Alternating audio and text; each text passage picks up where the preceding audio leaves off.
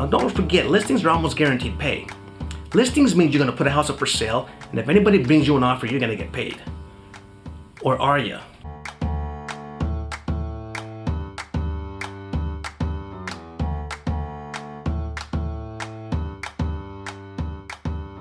Hello everybody, thank you for coming to this week's video blog here at California Realty Training. My name is Robert Rico. Hey, very excited to be here with you.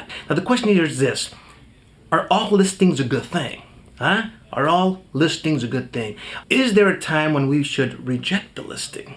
You see, in the real estate world, when it comes to listings, are you kidding me? The old saying goes that if you list, you'll last in this business, right? If you get a lot of listings, you're gonna last in this business. That was the old notion back in the day. Now the question is, are there some listings that we should say, no, stay away from me, I don't want you? Now this is the deal. I want to walk you through an actual listing, right? Let's assume you got a listing. Somebody called you and said, can you please come to my house? I'd like to meet you. I'm thinking about selling my house, and I selected you to possibly do it for me. So you go to visit them, knock on the door, they let you in, they offer you a cup of coffee, and you sit down with them. Now it's you and the seller. You and the seller sitting there having a cup of coffee. You with me?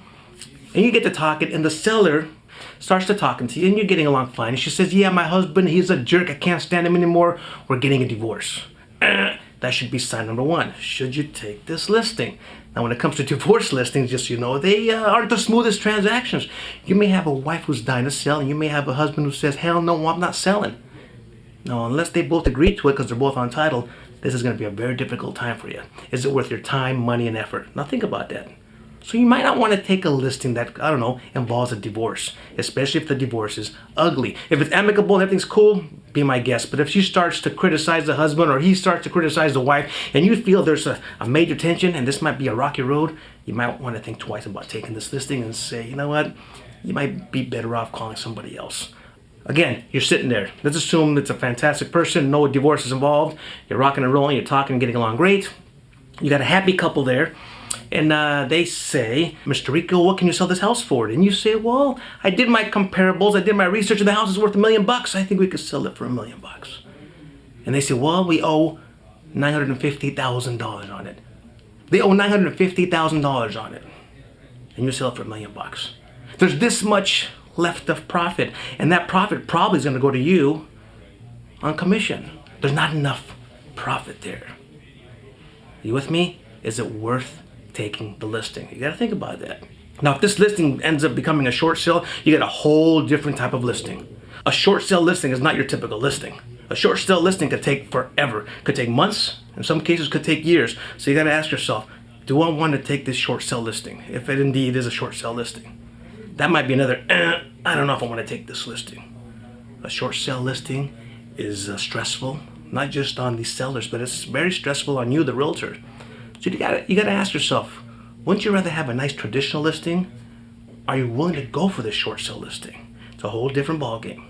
And last but not least, let's assume it is a traditional listing, all right? No divorce, happy couple, lots of profit on this listing, no short sale. And you're sitting there, you're talking to the couple, and you say, well, Mr. and Mr. Seller, how you doing? Nice to meet you. Listen, I brought all my comparables here. I brought my comparative market analysis right here.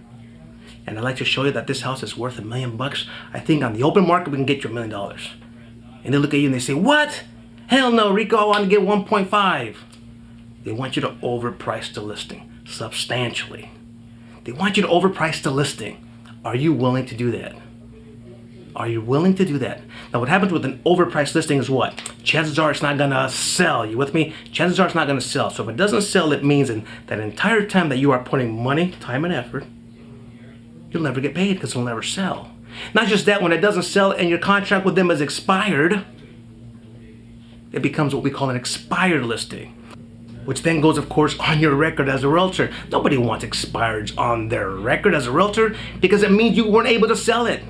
Our job is to sell property, not to hold on to a contract, hold on to a listing, and then let it expire, go away. The whole idea is to get a listing and sell it. So if somebody asks you, please overprice my listing, I think it's worth a lot more than what you're telling me. I think it's worth 1.5, and you're telling them as a professional, no, it's not, it's only worth 1 million. You gotta ask yourself, am I gonna take this listing? Am I gonna take this overpriced listing? Well, if I do, I can put my sign in the front yard. It'll be free advertising. But at the end of the day, when you don't sell it, it'll be negative advertising for you because you got an expired listing on your record. So think about that. you might want to not take a very overpriced listing. Hey, listen, I did that before. I was able once to reject a listing because the seller looked at me and said, I want you to sell it at this price. And I looked at the seller and I said, it's not worth that. You're overpricing it substantially.